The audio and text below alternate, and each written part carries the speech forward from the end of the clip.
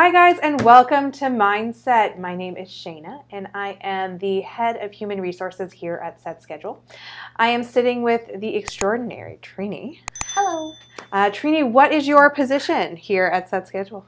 I am the HR manager here at Set Schedule. Awesome. Was this a recent promotion? Yes, it was. Very recent, actually. As in today. So she was just promoted today because she's lovely and wonderful. But we basically run the hiring and company culture here at Set Schedule. So we wanted to talk a little bit about how this has changed through the COVID-19 pandemic and how potentially you guys can keep up on company culture and hiring should you guys still have a need. So Trini, how has the hiring process changed over the past month due to the stay-at-home and social distancing orders? I just think that hiring's been, there's obviously pluses and minuses. One of the pluses is that there are a lot more candidates now, just because we're constantly recruiting, we're constantly hiring.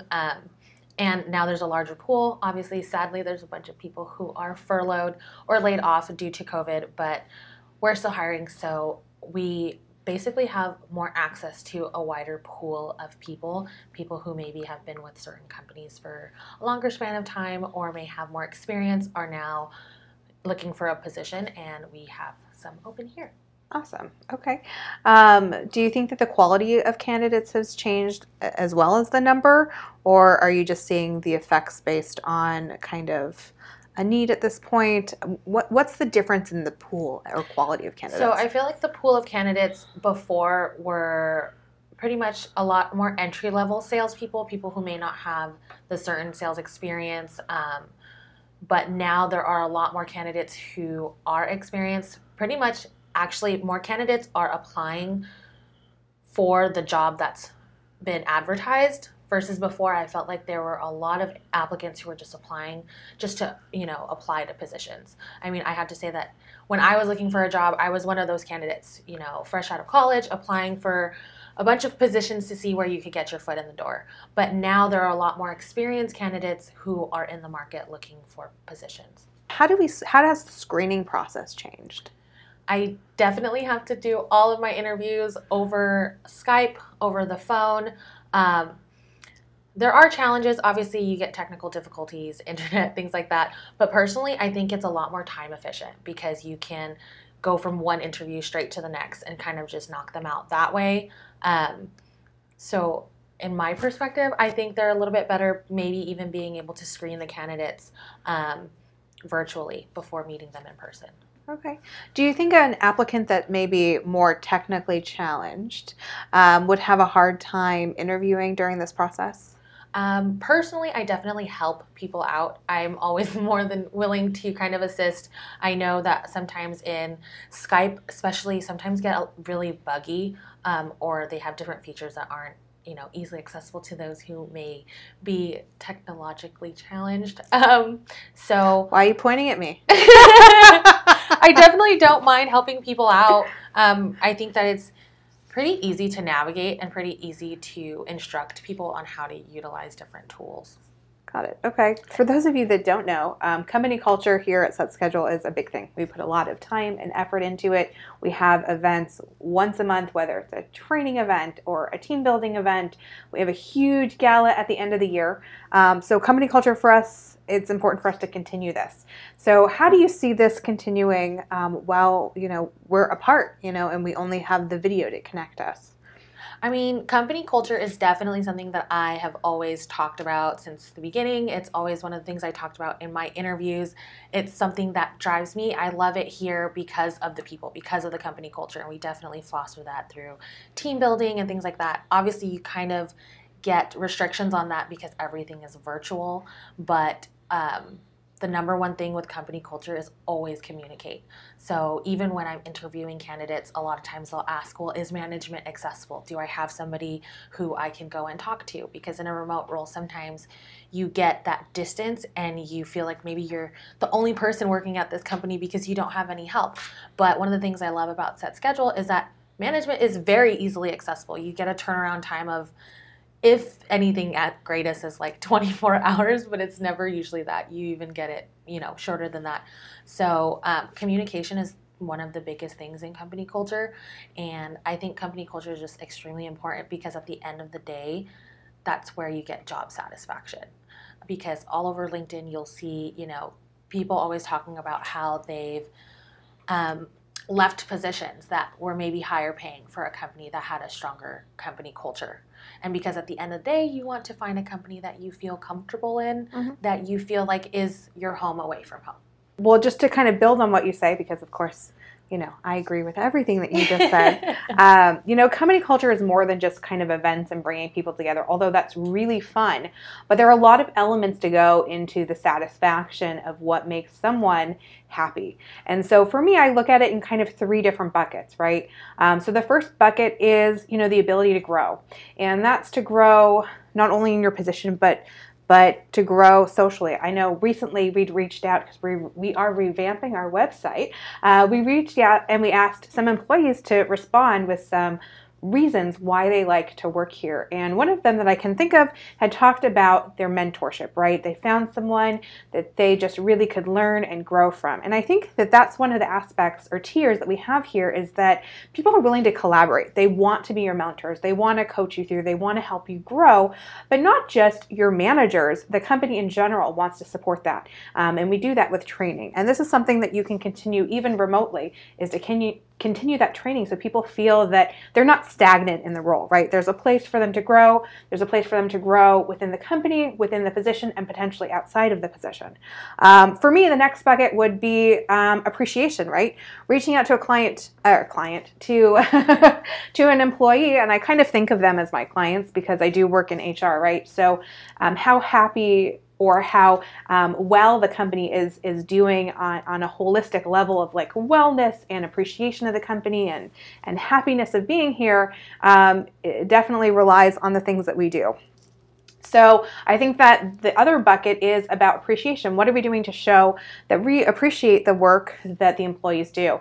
I know as a company, our CEO, and our company in general, all of our managers, we really feel that putting time into your employees, putting time into your staff more than anything else will really keep the company in good health, because when they care about the work that they do, the position they do, and the people that they work for, they will really respect the clients that they work for, and it gives them a better result overall. The last is, of course, the opportunity, right? So you want to work somewhere that feels that you have a valuable voice, right? And that you have the ability to be heard. No one wants to work for someone who doesn't listen to their recommendations or advice or doesn't care how they feel. And so that's the last leg I think company culture brings, is the ability to have them create input, whether that's in their position, whether that's company-wide, whether it's just feeling heard by your manager. And I think the combination of those 3 things really keeps company culture alive. And there are aspects that you can utilize that virtually. So communication, tying back to what Trini said, communication would be key. Working with them on Skype. We work with Slack, so 24 hours on Slack, no, we're back to them in like 2 seconds, right? That screen pops up and we're able to respond to them. And people know that, whether they are on furlough, whether they are currently working, whether they want to be hired with us, that we are still as responsive as we have been before. So on that note, what kind of events have we planned to make our staff feel appreciated? So currently we have a few events. I was like, what do we have? So we do have a couple events on the docket. It took us kind of a few weeks for us to get our bearings in, but we do have some virtual games per department. I don't know if you saw those invites. You must not have seen the invites come through. I only got one. Well, because you're only in one department. Well, that's why. Yeah. So we have a game day coming up where I can't spoil it, but maybe on social media we'll put out some of those pictures and screenshots of the game days that we have coming up. We have some awards coming up and more to follow in the next couple weeks. But again, our managers also talk to us all the time. They reach out one-on-one to their employees. I keep calling them clients, to their employees. And I know we have still really strived to make sure that we've stayed connected any way that we can. Do you have any other suggestions for people watching that, are with a company or could give recommendations for things that they can do to, grow with the company, help them feel appreciated, work together, build as a team? Well, one of the ways to boost company culture is doing, obviously, virtual happy hour. That's something that is pretty popular nowadays. They'll do, hop on a Zoom call. You can play, you can hop on also, I think there's an app called House Party where you can play different games together. Some of them are drinking games, so 21 plus only. But you're able to. We won't be doing that. So you're able to connect with, all of your other team members or people in other departments, or pretty much just anybody at the company, to boost, company culture. Some of our favorite things to do here are scavenger hunts. I know we've created so many of them. We are lucky to work in the vicinity. Let me say that again. We are lucky to work in the vicinity where we have a lot of shops, a lot of restaurants, a lot of businesses. And so it's always really fun to watch all of our employees run around and try to get pictures or find certain clues. So that's something that you can also continue virtually.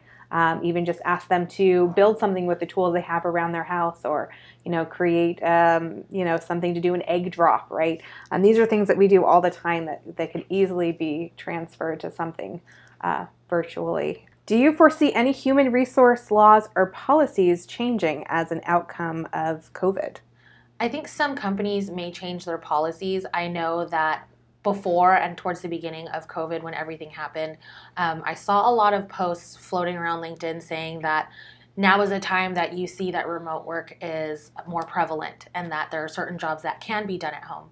But personally, I feel that when working at home, you do realize that it takes a specific type of person. I tell people this all the time, but it really does take a specific type of person, because I'm a very extroverted, interpersonal relation type person, and I tend to get stir crazy at home, and I started feeling myself getting really isolated at home, even though I'm constantly talking to candidates and things like that. So I feel like there may be some changes for certain companies where positions are able to work at home, but for some other companies and certain positions, you will have to stay in the office, and that's completely okay. I know that there are also some companies that have taken this time to, quote unquote, cut the fat in their company, right? So they pretty much have realized what jobs are essential, what jobs they can meld together with other jobs, and unfortunately that causes for some people to lose their job, but that's another thing that I think is going to come around too. And then one of the biggest things is discrimination. So discrimination against those who may, race. That's always something that's been around, but one of the discriminations that I have seen is sick people. So people coughing in the office, people sneezing in the office. That's something where they may get some sort of discrimination, and just because you have allergies does not mean that you should get discriminated against in the office. And I think that's something that everybody should kind of be wary of once COVID and once the stay-at-home order gets lifted. That was so well said. Do you think that potentially people showing, obviously we're working from home now, a lot of companies see, wow, this is working. Maybe I can save some costs by reducing, the price of the office, or, potentially reducing other costs associated with working in office. Do you think we're going to see more companies hiring remotely and more positions move to a remote role? I think that it just depends on the position, because there are certain positions where you can do it remotely. But certain positions like HR, I feel like HR is not something that you can really do at home, even if you have remote employees, just because at the end of the day, it is a team effort, and you need to be able to easily have access to somebody and get that feedback. Just because, having to email or having to call, although it's better than nothing, it's still a lot easier to turn around and tap someone on the shoulder and be like, hey, I have a quick question. And I think that a lot of collaborative jobs will need to still be done in person, but where it's something that, maybe outreach or things like that can be done remote, I think it just depends on the position. Okay. I mean, I could absolutely agree with that, but I do see the wheels turning and the thought processes going for a lot of companies that see this being a successful transition. I agree, it probably won't be with every position, I obviously don't think that it'll be every company that goes this route, but I do think that it's going to give companies pause to think about how they see their company continuing to grow and potentially even the ability to grow with it costing less money out of pocket. And so that's a consideration that I think a lot of companies are going to have. What advice would you give to job seekers, especially when it comes to the virtual hiring process?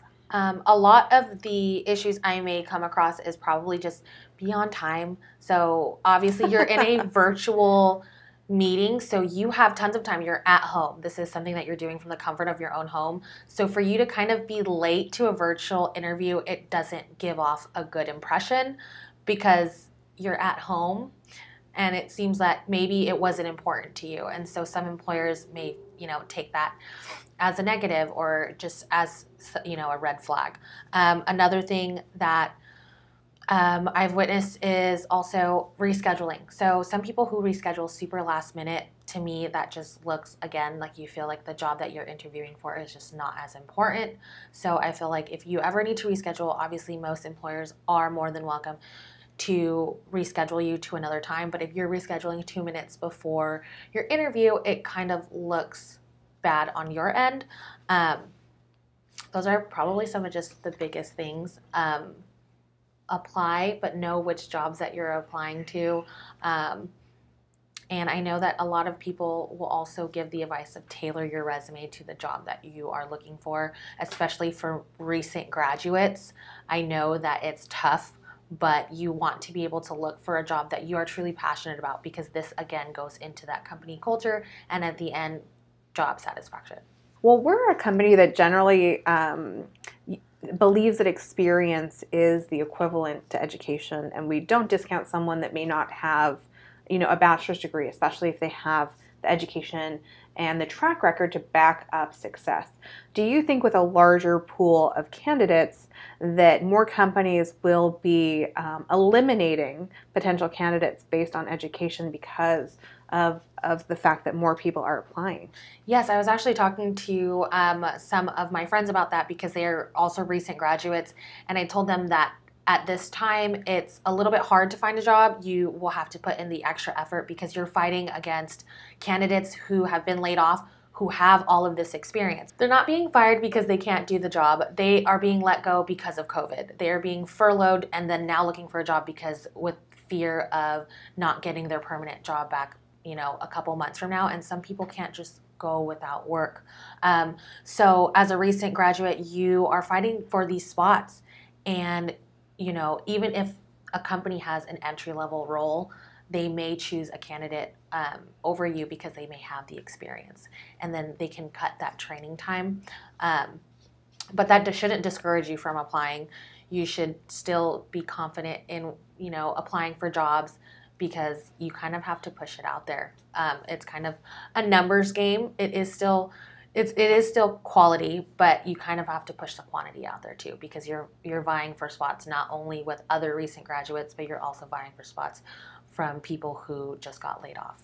So management for us has stayed pretty even keeled. I think the only difference is that we've now utilized some new technology to help us continue to monitor, to help to reach out. One of the techs that we love and use and we always drop is Time Doctor, that allows us to kind of continue to monitor our employees without being invasive of their privacy, which I think is extremely important. I was just reading an article about a company that required those that were working from home to put in an actual camera in their house, one behind them and one on their computer to monitor them at all times while they're working. And I just thought, well, I would never do that to my employees. That is insane. So I'm sure there are others out there that are doing something like that because they just didn't have a resource that they felt comfortable using. And I think it's a bit of a combination. Obviously, you have a track record with people that you've worked with, and I would use that as a basis of expectation. You know, if you're hitting certain KPIs from the office, I would continue those KPIs at home and make sure that you're monitoring it maybe a little more closely. So instead of, you know, checking in once during the day, maybe check in twice. Instead of, you know, having a meeting once a week, you can have a 5-10 minute meeting in the morning every day just to make sure that the communication is there, that there are no questions, since they're not able to turn around and talk to you.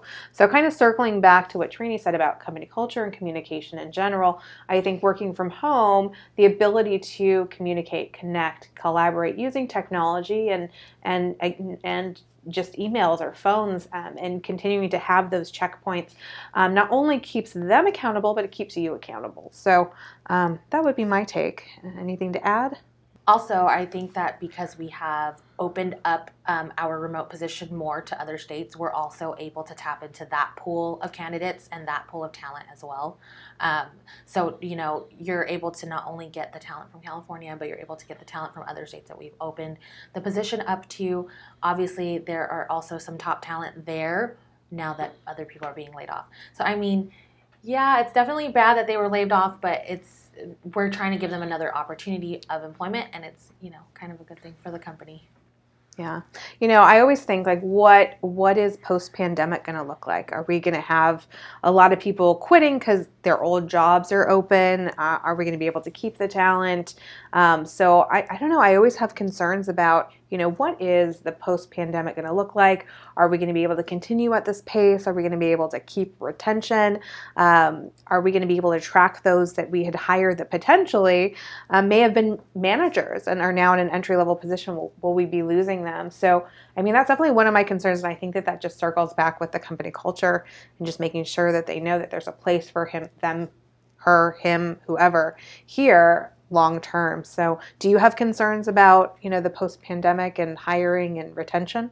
Yeah, so that's definitely some of the things that I look into when I'm viewing resumes and when I'm interviewing candidates, because it's definitely something that I get scared about too, because yes, you're getting top talent from, you know, bigger companies and things like that, and so it's definitely something that I worry about, but I have faith in our company and our company culture that who we are, what we stand for, the product that we provide will keep them around. I think that obviously if it's somebody who is in a completely different industry and they only like that industry, then that's something that, you know, kind of take as a red flag and maybe, you know, reconsider the candidate. But if it's somebody who's jumped around industries and they've worked at the last job that they've worked at maybe for 5 years, but now's their chance to jump into a new industry that maybe they're interested in, so we're able to pull them in, and if we hire them, then after post-pandemic, I think that with the company culture that we have and maybe, you know, the development, the learning that they've received here,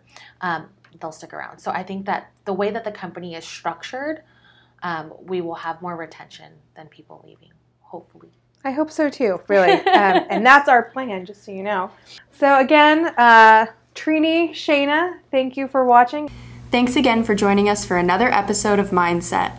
We'd love to get your feedback about the episode. Email us directly at media@setschedule.com with your questions or comments. If you can't get enough free content, don't forget to subscribe to our YouTube channel at youtube.com/setschedule and follow us on Twitter, Instagram, Facebook, and LinkedIn. Until next time, happy selling.